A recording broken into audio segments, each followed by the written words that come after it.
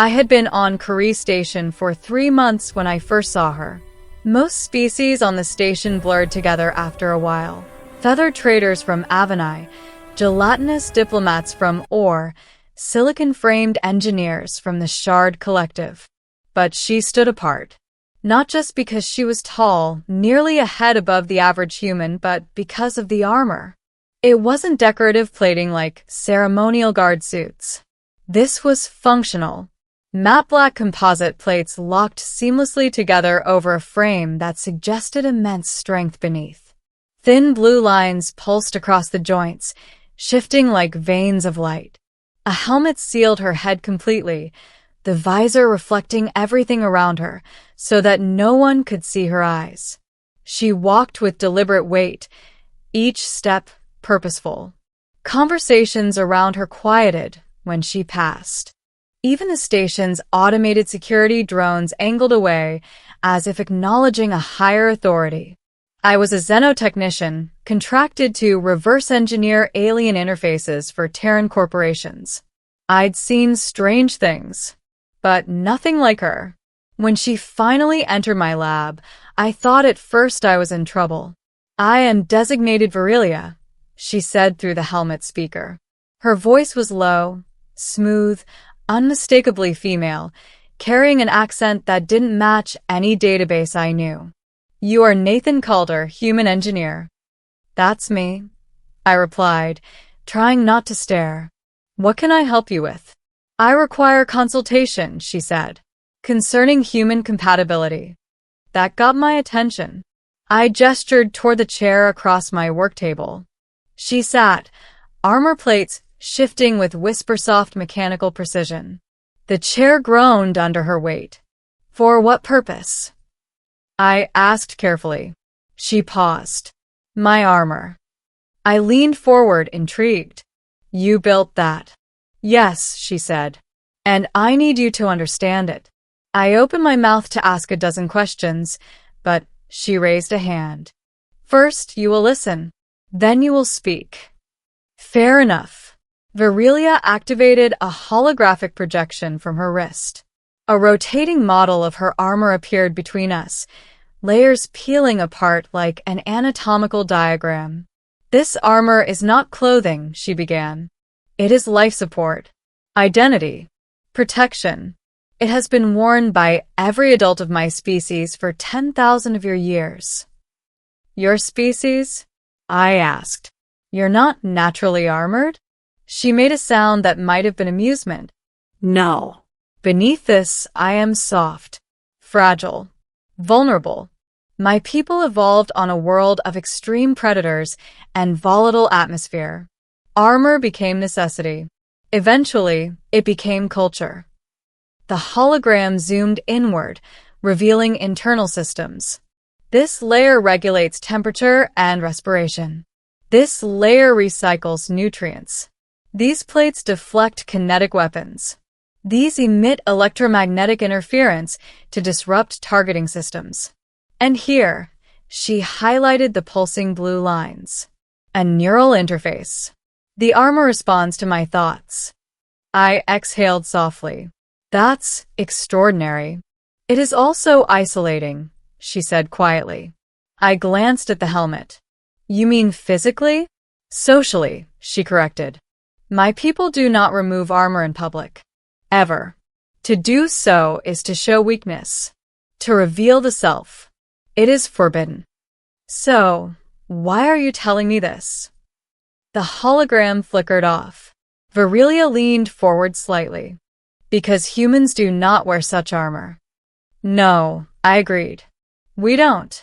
"And yet," she said, "you walk unshielded through vacuum with only fabric and plastic between you and death. You form bonds quickly. You display faces openly. You reveal your emotions without plating." I shrugged awkwardly. "We're used to being vulnerable."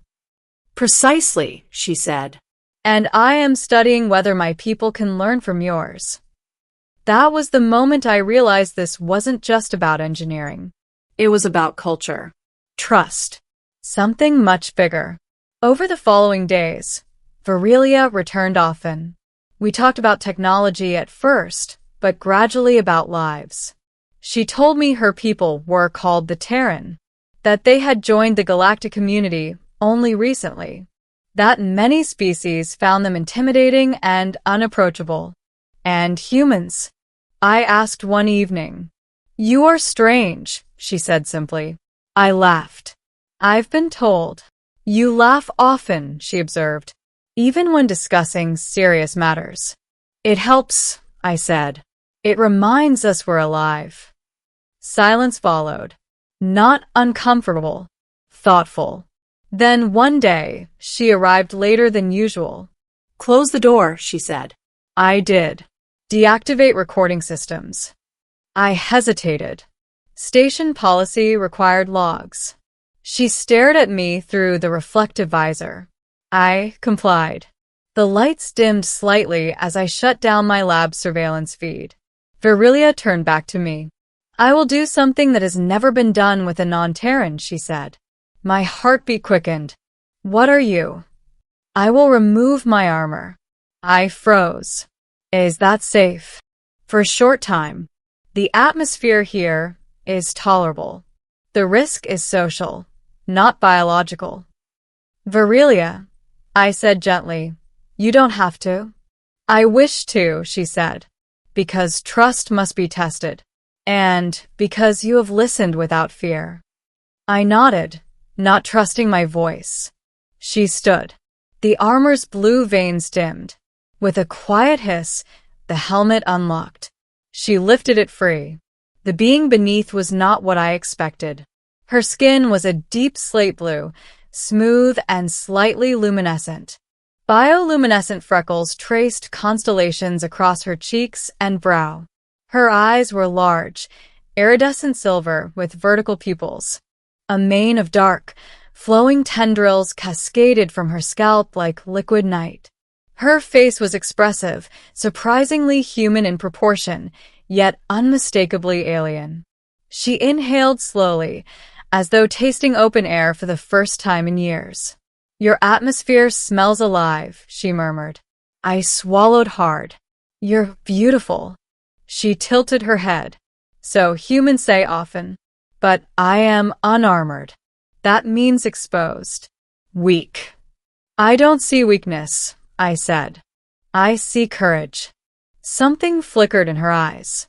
The chest plates disengaged next, sliding aside to reveal a lean but powerful frame. Beneath the armor, she wore a thin biofabric layer that shimmered faintly, hugging her form like second skin. Her movements were graceful now, no longer mechanical. I feel lighter, she said. You look lighter, I admitted. She took a step closer. This is what my people hide, she said. We do not trust easily. But your species, you walk without shells. You build trust first, armor later.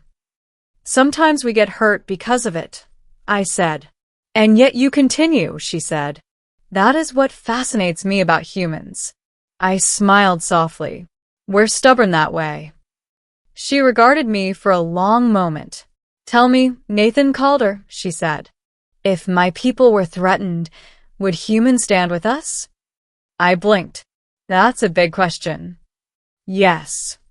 I thought about Earth, about our wars, our mistakes, our better moments. I think, I said slowly, that if someone stood in front of us without armor and asked for help, we'd listen. She considered that. Then perhaps, she said, this is the beginning. Suddenly, alarms blared through the station. Red lights flashed. An automated voice announced, unauthorized vessel docking. Security breach. All civilians remain in place. I turned toward my console. Pirates, I muttered. They've been hitting trade routes lately. Virilia's eyes sharpened. They will come here, she said. I can get us to a safe corridor, I said, already pulling up evacuation maps. She placed a hand on my shoulder. No. I looked up. I am Terran, she said, and I will not hide unarmored while others are in danger. She turned toward the armor. But before she could move, the lab door burst open. 3 armed raiders stormed in, weapons raised. Mixed species, mercenaries hungry for valuables and hostages. "There," one barked. "The armored one's worth a fortune." They didn't notice she was unarmored until it was too late. Virelia moved faster than thought. She leaped forward, striking the first attacker with a precise blow that sent him flying into a wall. She seized a dropped weapon, spun, fired, disabling the second suit. The third charged at me. I grabbed a tool wrench and swung blindly. It connected with a satisfying crunch. Seconds later, silence returned. Virelia stood breathing hard, luminous freckles pulsing brighter. "You fight without armor," she said, impressed. "Humans," I said, panting. "We adapt." She smiled. Then she turned, calmly reassembling her armor. Plates locked into place. The helmet sealed. The blue veins pulsed again. When she finished, the imposing armored figure had returned. But now I knew who was inside. Later, station security finally restored order. The pirates were captured. No one questioned how my lab survived. No one dared ask. As we stood in the aftermath, Virelia faced me. "You have seen what no outsider has seen," she said. "You have stood beside me unshielded. What happens now?" I asked. "Now," she said, "I will return to my people and tell them that humans can be trusted." "That's a big responsibility," I said. "So is courage," she replied. She extended her armored hand. I shook it. "Farewell, Nathan Calder." "Farewell, Virelia." As she left, the heavy footsteps echoed down the corridor. The station seemed a little less strange, a little more connected. And I realized something profound. Humans may not have armor of metal and light, but we were something else. Hope, trust, the willingness to stand exposed before the unknown and say, "I am here. Let's build something together." And sometimes the galaxy answers back. Station repairs lasted through the night. By morning, Curie Station hummed again with its usual chaos. Vendors shouting in a dozen languages, docking alarms chiming, the scent of unfamiliar foods drifting through the corridors. But something had changed. Word traveled fast. A pirate raid stopped. A lab defended. A towering armored Terran warrior seen fighting beside a human engineer with no hesitation. Rumors spread, growing in the telling. Some said she never removed her armor. Others whispered that she had shown her true face to a human.